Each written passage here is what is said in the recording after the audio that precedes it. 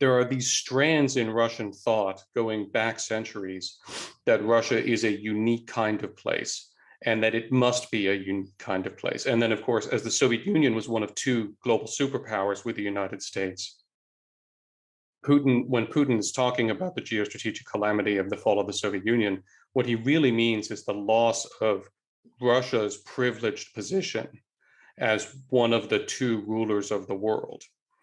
And what he is aspiring to is reestablishing that.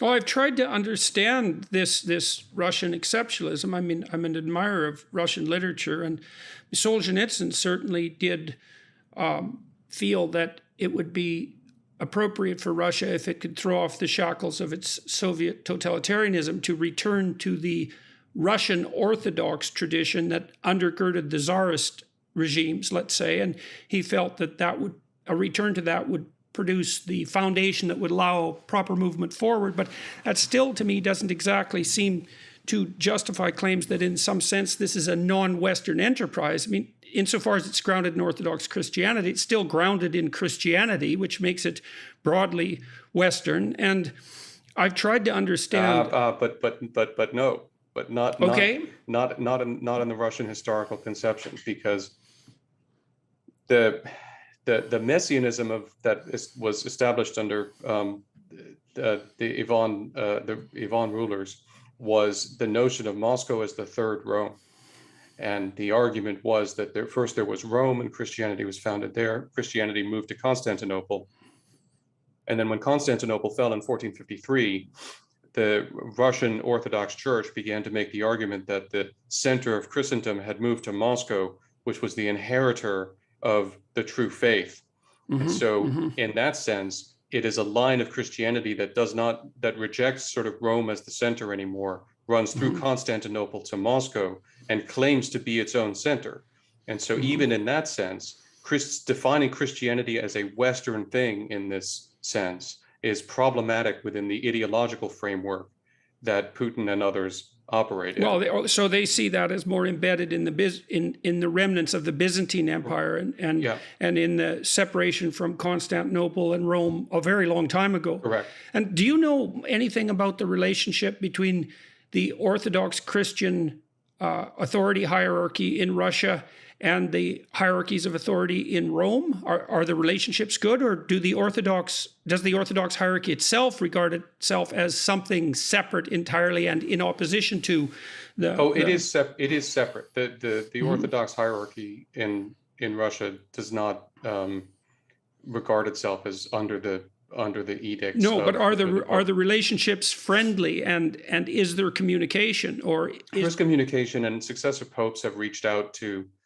patriarchs to talk with them. But one of the things that it's important to understand is that Putin has carried on the tradition of the Tsars of subordinating the Moscow Patriarchate to himself. And so the Moscow Patriarchate at this point is fundamentally an arm of the Russian government. And so he controls it de facto. It is not an independent religious authority in reality, even though it is ostensibly. And so its relations with the Vatican are whatever Putin decides he's willing to have them be at any given moment. I don't understand there to be a particularly contentious relationship, except, and it wasn't with the Vatican actually. Most recently, if you want to get really nerdly on this, there was a big fight a couple of years ago because the Ukrainian Orthodox Church had been a component or subordinated to the Moscow Patriarchate. The formal leader of all of the Orthodox communities is in Istanbul. And a few years ago, I forgot exactly when, the Ukrainian Orthodox Church petitioned the Patriarch in Istanbul to grant it autocephaly, to make it independent of the Moscow Patriarchate, and that was granted. And so the Ukrainian Orthodox Church has become an independent entity directly under the Istanbul Patriarch.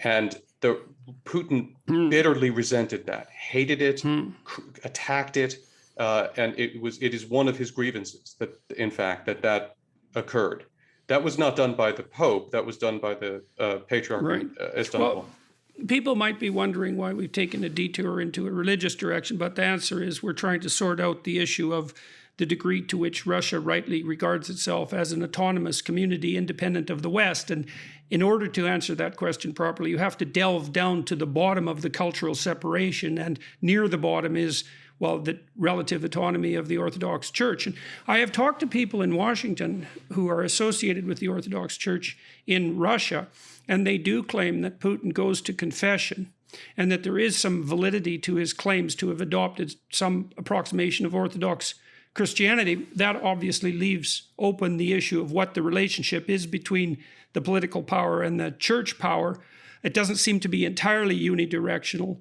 And one of the things that also is a mystery to me in relationship to that is that you can trace a fairly clear line of development of democratic thought in the West proper to Protestantism in particular, which is grounded in Christianity. And there's a fair bit of emphasis on individual sovereignty in Orthodox Christianity, but there wasn't a development into a democratic polity in the same way there was, especially in Northern Europe. And I can't really understand why that is. It doesn't seem to be a doctrinal issue exactly that stems from the faith itself. But I don't have any more. I'm about to reach the limit of expertise that I'm comfortable talking about, but I will make the observation that one of the central characteristics of Protestantism is that apart from England after Henry VIII, Protestantism was independent of state control. Right. And even Catholicism was independent of state control for most of the history of the West after the fall of Rome. And so that I think that independence from state control has been an important element in the fact that Western religion, that Christianity in the West, it's created space, as it were, by creating this separation, this gap between church and state, in which at the level of detail, at the level of legislation and actual interactions between the church and the state. Yeah, and just this is what, of course, why one of the reasons Henry VIII took control of went to the Protestant Anglicanism and took control of his own church, because he was aggravated at having the Pope, have a say in anything. But in most other countries in Europe, the Pope continued to have a say in things for a long time, and it created a little bit of space. That was never the case in Russia. We never had an independent patriarch who could create that space from the Tsars, into which something else could happen, because it was always fundamentally, at least from the Muscovite period on, it was the Orthodox Church was always fundamentally under the control of the Tsar. And so it was a state religion, and it just did not have the ability to create that kind of space. And then there's a bunch of other sociocultural reasons that, as a historian, I love to nerd out about why the Russians didn't develop Western traditions of personal liberty and independence and that kind of stuff. But this religious aspect has to do with state capture, state control of the church, I think, more than anything else.